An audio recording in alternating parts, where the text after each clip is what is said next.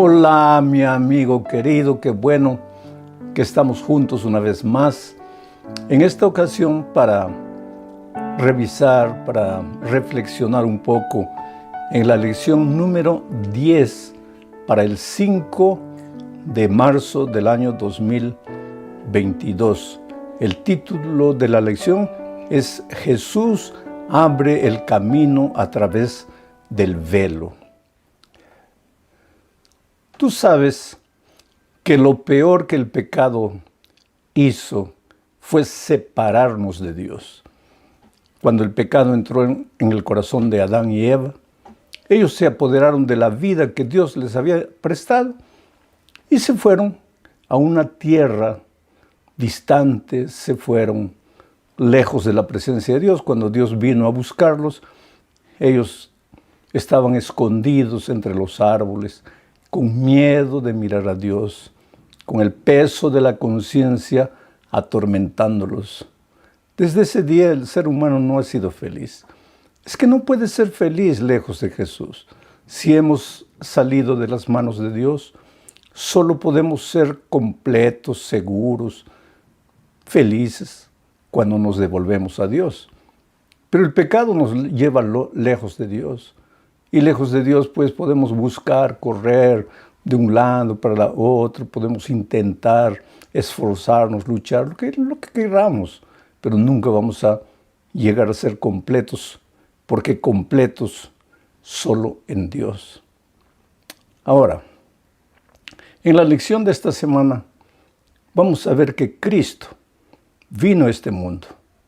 Él asumió nuestras injusticias.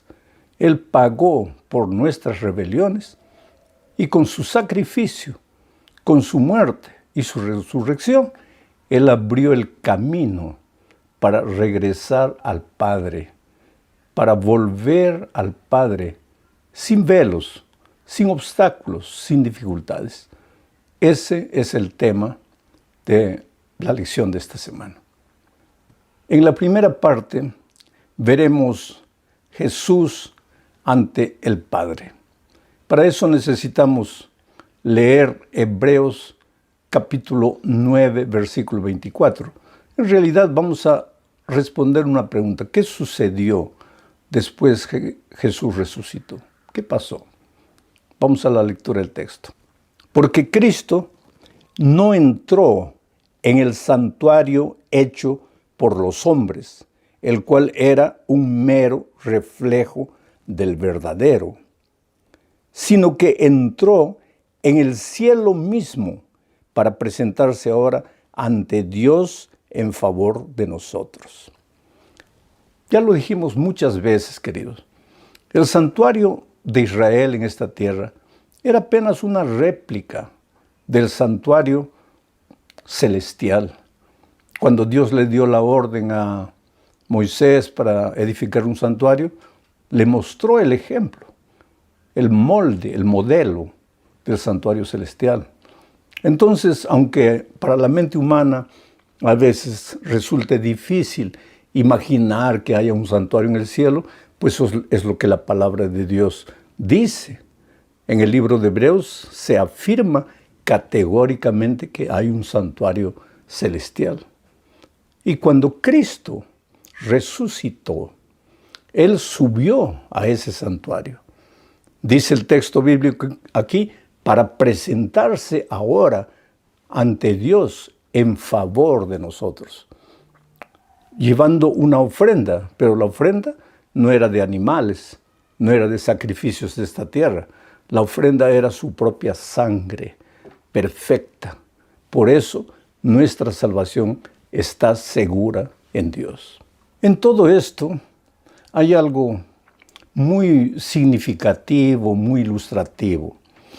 Mira, Dios le había dado al pueblo de Israel una orden. Todos los varones israelitas deberían subir a la ciudad de Jerusalén 3 veces por año. No importaba dónde ellos vivían, dónde se encontraban, pero todo varón israelita debería subir a Jerusalén porque Jerusalén estaba en la parte alta y debía llevar una ofrenda especial. ¿Para qué esta ofrenda? ¿Y para qué ellos debían llegar a Jerusalén, al templo, al santuario? ¿Para qué? Para ver el rostro de Dios, dice David en los Salmos, para ver el rostro de Dios. Pero ese ver el rostro de Dios en realidad significaba para recibir la bendición de Dios, la aprobación de Dios. Bueno, esas 3 ocasiones en que los varones israelitas se dirigían a Jerusalén era en la fiesta de la Pascua, que celebraba la liberación del pueblo de Israel de la esclavitud de Egipto. Después, en la fiesta del Pentecostés, que celebraba la cosecha abundante que Dios le daba a su pueblo. Y la tercera, en la fiesta de los tabernáculos o de las cabañas, que celebraba la manera maravillosa como Dios había cuidado a su pueblo a lo largo del desierto. Ahora, el israelita subía al santuario, subía al templo llevando su ofrenda para ver el rostro de Dios, recibir la bendición de Dios. Cristo, queridos, Cristo, Él también después de su resurrección subió al santuario, pero al santuario celestial. ¿Llevando qué ofrenda? Su propia sangre, su propia vida, para recibir la gran bendición. ¿Cuál era esa gran bendición? La salvación de la raza humana. Al final de cuentas, el Señor había venido a esta tierra para ocupar nuestro lugar. Nosotros habíamos pecado, merecíamos morir, pero Cristo cargó nuestros pecados, murió por nosotros y ahora, después de su resurrección, después de haber cumplido todo lo que tenía que cumplir en favor de nuestra salvación, subió al cielo para interceder por nosotros. ¿Sabes lo que aprendemos de aquí? Que no hay motivo para que vivas cargado, atormentado por el peso de la culpa. Yo sé que muchas veces nosotros nos paramos en la vida y miramos hacia atrás y lamentamos cosas que hicimos y que jamás deberíamos haber hecho. El peso de la conciencia nos atormenta. Sin embargo, ¿por qué vivir desesperados? ¿Por qué vivir ansiosos si crees en Jesucristo? Pues Él ya pagó el precio de tus pecados. Muchas veces he mencionado que hace años atrás yo estaba en el Estadio Nacional de Lima en una campaña evangelística, unas 40,000 personas cada noche. Y una de esas noches se presentó a mí un guerrillero de aquella facción antigua del Sendero Luminoso. Y él había sido tocado por el Espíritu de Dios, porque la intención de él no fue ir al estadio para escuchar la palabra de Dios. Él fue cumpliendo una misión de las actividades de ellos. Pero una noche, él entendió lo que Jesucristo hizo en la cruz del Calvario. A la noche siguiente volvió y esta vez me buscó. Y con lágrimas él dijo: Pastor, ¿pero qué quiere que haga yo ahora? Con todas las cosas erradas que hice en mi vida. Mis manos están manchadas de sangre. ¿Qué quiere que haga? Sí, querido, tú no puedes hacer nada. El ser humano no puede hacer nada, pero Jesús lo hizo. Entonces no importa lo que has hecho en tu pasado, hay perdón. Si crees que Jesús murió por ti, si confiesas tus pecados a Él, si le entregas tu vida, Él te va a abrir el camino a través del velo para que en la persona de Cristo llegues al santuario ahora como esperanza, pero cuando Cristo venga puedas ver a Dios cara a cara. ¿Te acuerdas cuando Jesucristo dijo: yo soy el camino, la verdad y la vida? ¿El camino para dónde? Que Él mismo dijo: nadie puede ver al Padre sino por mí. Entonces confía en Jesucristo. Muy bien, en la segunda parte vamos a ver el subtítulo de la invitación de Dios. Tú sabes que Dios es un Dios que llama. Desde que el ser humano se apartó de Él, se fue, Dios lo llamó. En el jardín del Edén apareció diciendo: Adán, ¿dónde estás? Y si tú ves la Biblia desde el Génesis hasta el Apocalipsis, verás que Dios es un Dios que llama, llama, llama. Oh, mi querido amigo, si un día tú o yo nos perdemos, ¿no será porque nos fuimos y Dios nos abandonó y dijo, pues ya que quiere irse, pues que se vaya? Al final de cuentas yo le he dado libertad. ¿Quiere usar mal su libertad? Pues que la use. No, Dios te ama. Hagas lo que hagas, te ama. Y porque te ama, te llama. Te llama de una manera, te llama de otra manera. En esta lección vamos a ver el llamado de Dios a Israel, registrado en Éxodo, capítulo 19, versículos 3 al 6. Voy a ir leyendo y comentando. Empieza diciendo: el Señor llamó a Moisés. Aquí está. Llamó a Moisés. Lo llamó para una misión. Pero cuando estás lejos de Él, viviendo en el pecado, destruyendo tu vida, Él te llama para que seas feliz. Él te llama para que vivas, vengas a Él y vivas sin tormento, sin cargo de conciencia, sin el peso de la culpa. Sigo leyendo.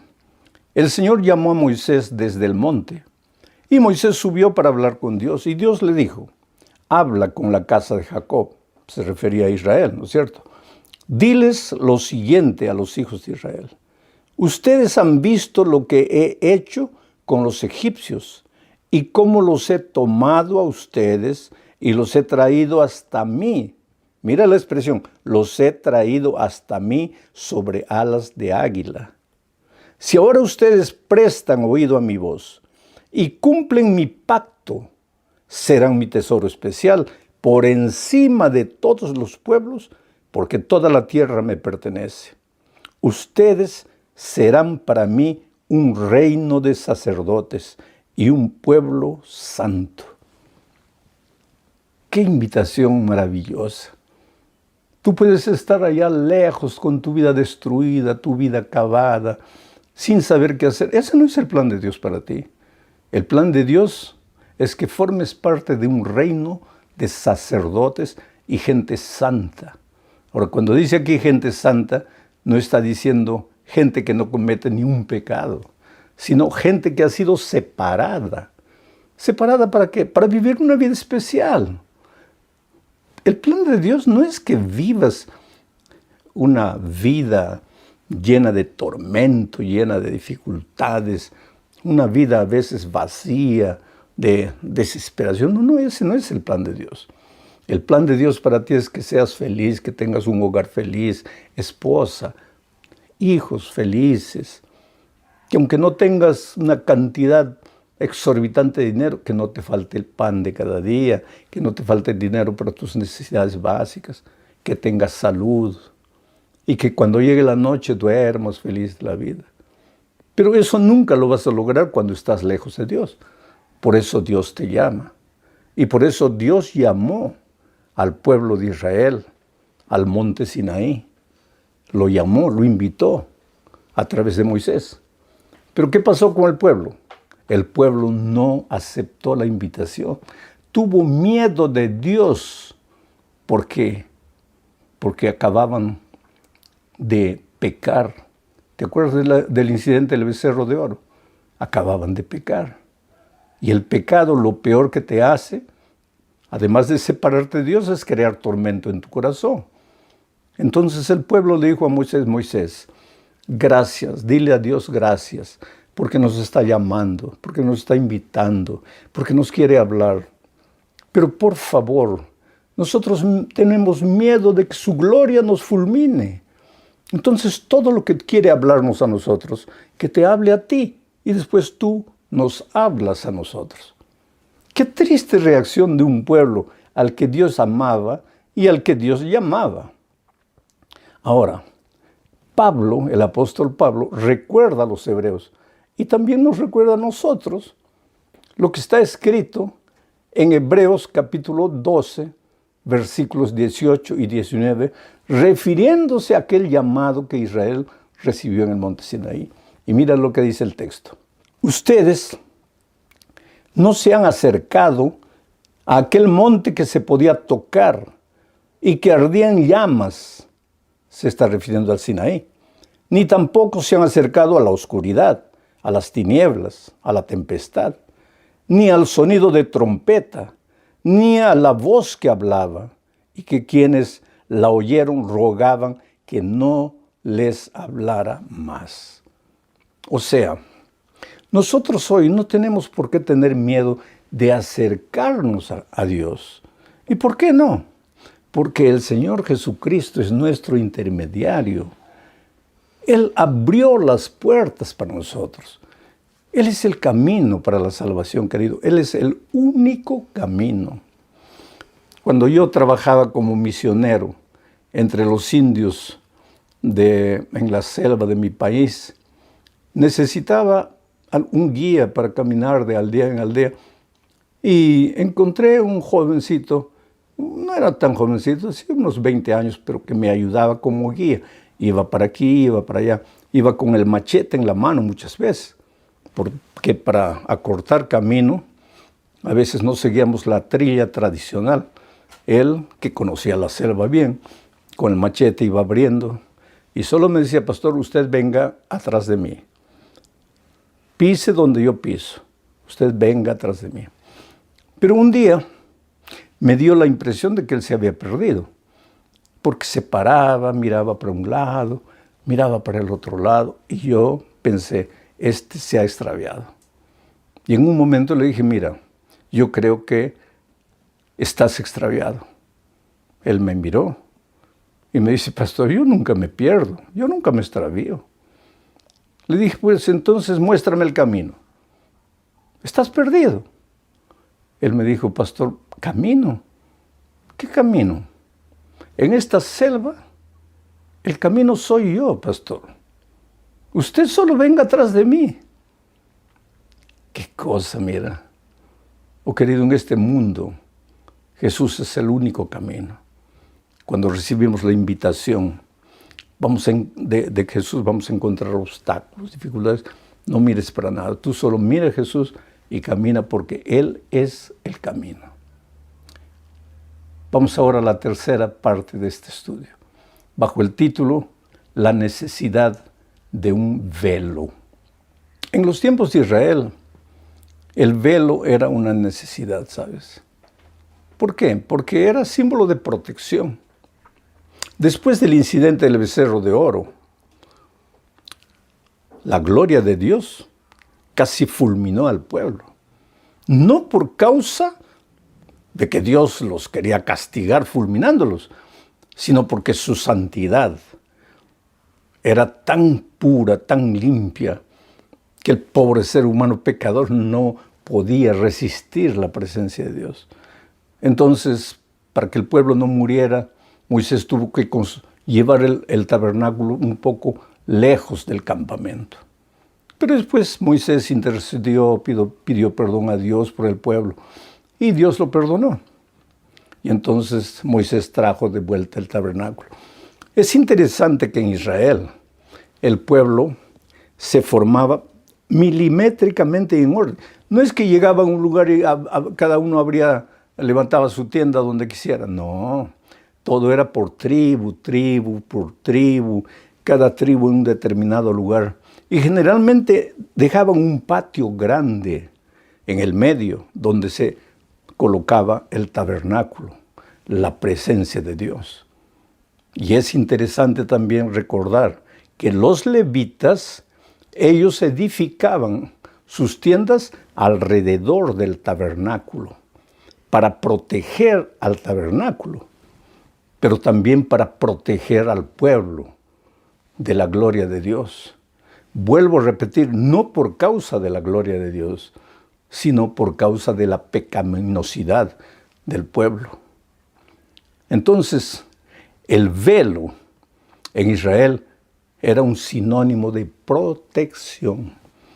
Pero cuando Cristo resucitó y subió a los cielos, atravesó el velo Y Jesús llegó llevando la ofrenda de su vida, pero también en representación nuestra, porque un día, querido, lo veremos cara a cara. Veremos al Padre cara a cara, tal como Él es, sin velos, porque el pecado habrá llegado al fin. Vamos a la cuarta parte. El camino nuevo y vivo a través del velo. Para eso, querido, necesitamos leer Hebreos capítulo 10, versículos 19 al 22, y lo voy a leer comentando. Dice: hermanos, puesto que con toda libertad podemos entrar en el lugar santísimo por la sangre de Jesucristo, por el camino nuevo y vivo que Él nos abrió a través del velo, es decir, de su propio cuerpo. Y puesto que tenemos un gran sacerdote al frente de la casa de Dios, ¿quién es el sacerdote? Cristo. Entonces Pablo dice: acerquémonos con un corazón sincero y con la plena seguridad de la fe, con el corazón purificado de una mala conciencia y con el cuerpo lavado en agua pura. Mi amigo querido, ¿qué invitación encontramos en este pasaje? El hecho de que en Cristo ya no hay impedimento para vivir lejos, para sentirnos distantes. Cristo abrió un camino nuevo. Se está refiriendo al nuevo pacto. ¿Qué nuevo pacto? Tú eres un pecador, tú no puedes. Cualquier cosa que tú intentes hacer para salvarte es como trapo de inmundicia. Tus justicias no valen para nada, pero no te desesperes. Tú, dice Jesús, no puedes, pero yo puedo. Tú estás condenado a muerte por causa de tus pecados, pero yo he muerto en tu lugar y he pagado el precio de tus pecados. Y he abierto un camino nuevo. Y ahora tú puedes venir confiadamente al trono del Padre, porque el pecado ya no puede ser una disculpa para que no te acerques al Padre. Y aunque el diablo te acuse y te diga que mereces la muerte, tú no le hagas caso. Yo no sé si te acuerdas que en el capítulo 3 del libro de Zacarías aparece el diablo acusando delante de Dios, acusando al sacerdote Josué y diciendo: mira sus pecados, mira su vestidura inmunda, este hombre es un miserable, este no presta, este merece morir. Pues ahora, querido, después de la muerte, después de la resurrección, después de la ascensión de Jesús al santuario y sentarse a la diestra del Padre, ya no está más el diablo. Ahora, ¿quién está frente al Padre? Ya no es el diablo para acusarte. Ahora está Cristo para defenderte, para interceder por ti. Solo que esto envuelve una responsabilidad, involucra una responsabilidad. Porque Jesús te va a defender, va a interceder por ti si tú quieres, si tú sientes la necesidad, si tú clamas, si tú pides. Porque vuelvo a repetir, el pecado no puede ser impuesto a nadie por la fuerza. Por eso la Biblia dice: hoy es el día de buena nueva, hoy es el día de salvación. Bueno, querido, llegamos a la última parte de este estudio bajo el subtítulo de Ellos verán a Dios. ¿Te acuerdas que en una parte anterior mencionamos que Pablo nos dice: ustedes no se han acercado como Israel al monte que ardía, al monte donde había fuego? Ustedes no han llegado ahí. Entonces ahora en el texto de hoy continúa diciendo: ustedes, por el contrario, se han acercado al monte de Sión, a la ciudad, a la celestial Jerusalén, ciudad del Dios vivo, y a una incontable muchedumbre de ángeles, a la congregación de los primogénitos que están inscritos en los cielos, a Dios, el juez de todos, a los espíritus de los justos que han sido perfectos, a Jesús, el mediador del nuevo pacto, y a la sangre rociada que habla mejor que la de Abel. ¿En qué sentido nosotros hemos llegado a Jerusalén celestial si todavía estamos en esta tierra?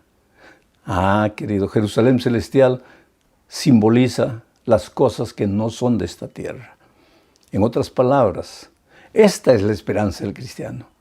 Finalmente, nosotros no solamente nos acercamos a Jesucristo, no solamente tenemos la seguridad de saber que Él es nuestro intermediario, nuestro abogado defensor, sino que a través de la esperanza nos acercamos a nuestra patria celestial, a Jerusalén celestial, donde ya no habrá más necesidad de tabernáculo, porque el tabernáculo será Cristo con nosotros.